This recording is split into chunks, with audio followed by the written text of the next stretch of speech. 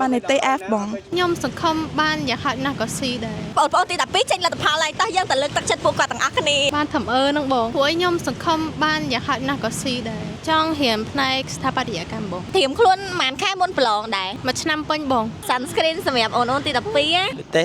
រំពឹងថាណៃបាននីតិគេវិញខ្ញុំអត់ហ៊ានរំពឹងឲ្យព្រោះខ្ញុំអត់ប្រកាសថាជាប់ផងអូហើយឥឡូវយើងបានជាប់អូអាហ្នឹងជោគជ័យយើងចាប់ទី12ណៃចង់រៀនឯគេដែរអត់ទាន់គិតអាហ្នឹងដល់ថាចង់រៀនអីយ៉ាងហ្នឹងព្រោះឥឡូវសំខាន់ដល់ការងារធ្វើសិនត្រៀមខ្លួនប្រហែលថ្ងៃដែរមុនប្រឡងមួយអាទិត្យហ្នឹងបងបើជើងបាននីតិល្អយើងត្រៀមខ្លួនពីដើមឆ្នាំមកកុំធ្វើតាមខ្ញុំអត់ល្អទេកាដូ sunscreen អូនមួយអត់មើលលទ្ធផលដឹងនៅបងតមកដល់បានទេបងសប្បាយចិត្តចង់រៀនតបផ្នែកអីគេដែរខាងច្បាប់បងកាដូ sunscreen ជូនអូនមួយយើងពងនៅកន្លែងក្តៅខ្លាំងអញ្ចឹងត្រូវហ្មងអូន sunscreen ហ្នឹងការពារបានទាំង UVA UVB ហើយកាំរស្មី blue light ដែលមកពីគ្រឿងអេឡិចត្រូនិកទៀតណាសាច់វាបែបធម្មជាតិអត់កកស្ពីស្ពូហើយលាបទៅចូលមុខបានល្អណាស់ប្រអញ្ចឹងគឺត្រូវហ្មងលាបរាល់ថ្ងៃជួយមុខឲ្យសថយពណ៌អាចរុយឲ្យខ្មៅហើយជួយការពារការឡើងមុនទៀតណាបាននីតិ F បងទោះបីខ្ញុំធ្លាក់ឬមួយក៏ខ្ញុំមានឱកាសបានជាប់ប៉ុន្តែខ្ញុំបានខំប្រឹងអំពីសមត្ថភាពមិនថាជាប់មិនថាធ្លាក់សុំជូនកាដូលើកទឹកចិត្តអូនមួយតែខ្ញុំត្រូវតែ